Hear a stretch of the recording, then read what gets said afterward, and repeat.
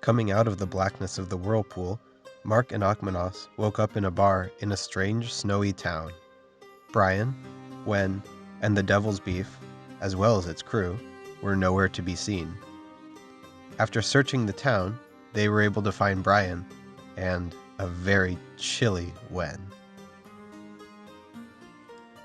After finding out that they had been magically transported to a city called The Gate at the southern edge of the Meatlands, the party gathered up what few belongings they had left and set out towards the actual gate. At the gate, they purchased a double-layered crystal, with which they were able to buy access to the Fruit Kingdoms.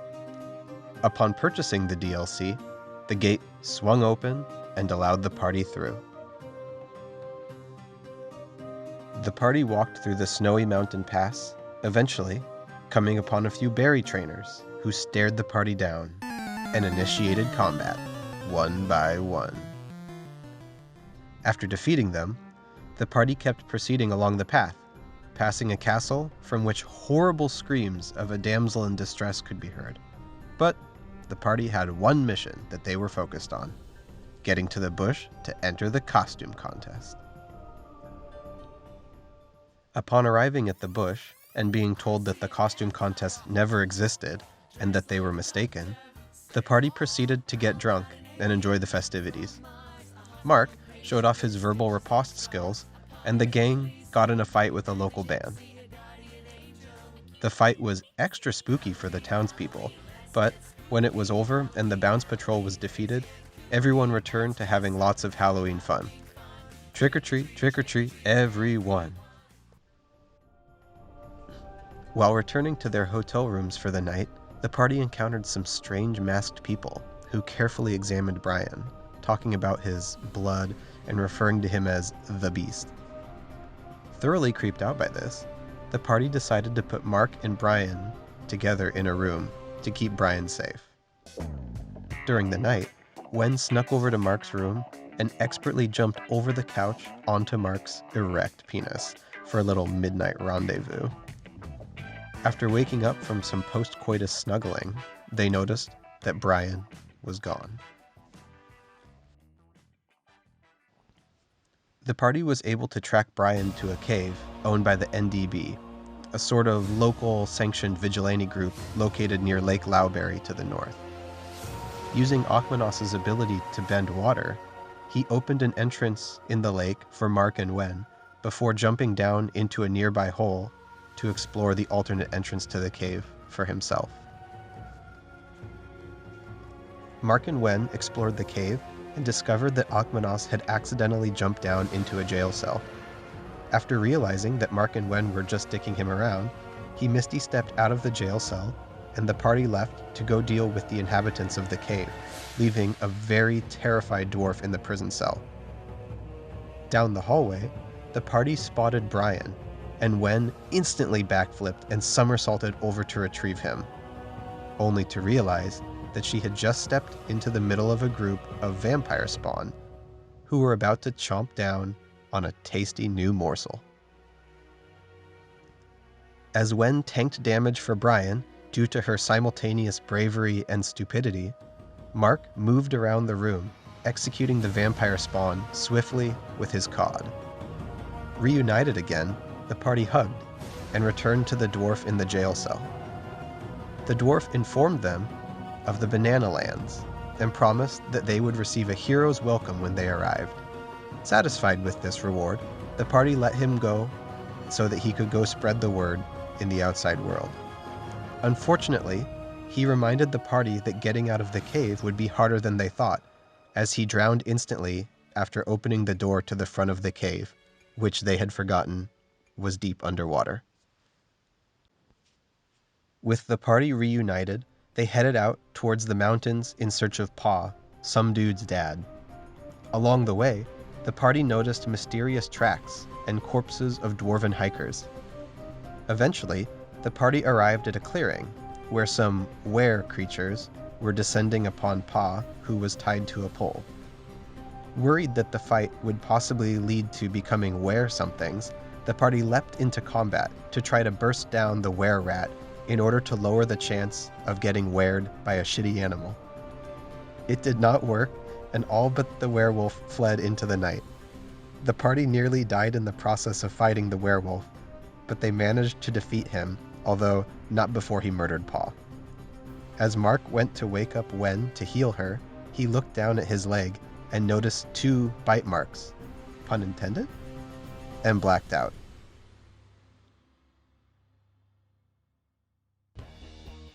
Mark and Wen woke up in the bush, feeling fine for the time being. Remembering that they still needed to save Lord Dusty Trailson's daughter from the castle along the mountain path, the party set off in that direction to go help. Along the way, they encountered a strange dwarf named Huckleberry, who invited them to do a cacophony of drugs with him. The party was more than happy to oblige, but his drugs proved to be very potent. As the party approached the castle containing the princess in distress, Mark noticed that the safest passage to the entrance was for goats only. Seeing no other way around the situation, Mark assumed the form of a goat, allowing the party to travel towards the castle. When the party entered the castle interior, they could hear screams from up in the tower. To save her, the party flung Huckleberry, who, while floating in the air, had transformed himself into a triceratops. He was flung into the princess's bedchambers, where he charged towards her attackers, brutally smashing them against the wall and saving her. Wen managed to climb up to join her triceratops friend to save the princess, while Akmanos and Brian chose to wait below with Mark, who, although he didn't choose it, waited on the ground.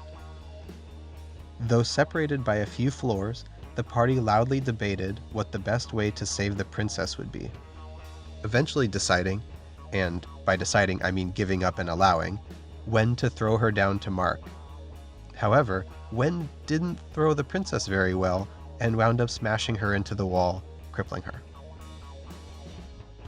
While traveling back to the bush, the party encountered some weird hooded figures who refused to identify themselves. Eventually, the party brought the princess back down to reunite with her father, Lord Dusty Trailson. Though she was crippled for life, the Lord bestowed his grace upon the party and sent them on their way. But Huckleberry became determined to have the princess as his wife. The party stopped by the berry fields of Altenia, where they met a strange man named Ken, who, in the midst of talking about Huckleberry marrying the princess, inspired Mark and Wen to think about getting married soon themselves. After a very confusing conversation with the berries in his field, the party decided it was time to leave. The party headed south, making their way towards the berries section of Fruitopia. Upon arriving there, the party went to secure a priest for Mark and Wen's eventual wedding. Finding that he was keeping an underage boy as a slave, the party executed the boy to prevent him from increased suffering. The enraged priest called the guards in an attempt to catch the party, but, thanks partly to Huckleberry, the party managed to slip away in various animal forms. The party went to enter the Crucible, in which they would have to face 4 rounds of combat and puzzles, the one true weakness of the party. The first round involved crossing an alligator pit to capture a flag and then eliminating another party. While completing this challenge, Mark critically broke his penis, requiring professional help to restore it. In round 2, the party was faced with a number of riddles, which they would have surely failed if not for Huckleberry having at least half a brain. In round 3, Akmanos expertly shot an apple off the top of Wen's head. Round 4 featured a fellatio competition, but since Mark had been crippled, the party improvised by having Akmanos fillet Huckleberry, who was in dinosaur form. The party handily won. And for the final round, the party had to defeat some characters that seemed vaguely ripped off from Stranger Things. After visiting a local bar to inquire about Mark's penis situation, the party learned that they would need to travel back to Lake Lowberry to consult with the Berry Master. From the Berry Master, the party learned a great many lessons, learning to care for what is outside so that what is outside could care for them. All the while, they never doubted their powers, lest they give power to their doubts. After their training was complete, the Berry Master informed the party that they would need to visit a local swamp hag to fix Mark's penis. After helping her, Mark's penis began working again. With Mark restored to full power, the party returned to Fruitopia, where they held a beautiful wedding for Mark and Wen. Aukmanos was the best man, and Brian was the maid of honor. Finally, the two were no longer living in sin, but their honeymoon would have to wait. In hot pursuit of the source of the rat problem in town, the party ventured into the sewers. Through the winding tunnels, using Aukmanos to commit mass genocide against rats, the party eventually found themselves face to face with the were-rat himself, named Nigel. The party was able to procure a potion for him, allowing him to rid himself of the were-curse that afflicted him. While receiving payment for helping rid the city of the rat problem, Huckleberry managed to steal some official government papers, which he used to forge a new identity for himself as a royal person. After the party left the government offices, Huckleberry bid them farewell as he departed north with his new royal identity to go join with his true love, the crippled princess, up in the bush, where he would start his prosperous drug manufacture and trade business. Their business in Fruitopia finished, the party headed southeast, into the jungle, on their way toward Plantain Town. In the jungle, they were ambushed by dwarves in trees, and the party was defeated.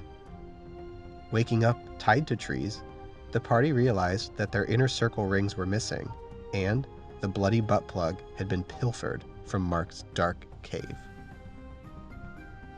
While searching for their rings, the party was tempted towards a forest home by some children. While Mark took care of the kids, Wen saved the father from his painful marriage, and as a reward, he gave her her inner circle ring, which he had found. Shocked by this, the party murdered the father, thinking he had stolen the rings. He had not. The party later found Aukmanos's ring after exploring a cave in which they were ambushed by spiders. With half of the inner circle restored, the party began to feel their strength returning. They later found Brian's ring as well, in the home of a completely unrelated water hag in the jungle. The party also encountered banana cultists, but, to the party's surprise, Mark's ring was not found among them. However, the party had found Jangles at last. And so the party left the banana cult temple with Jangles in tow, making their way towards Plantain Town in search of Mark's ring, the bloody butt plug, and just something to do in general. But would they find it? Tune in next time to find out.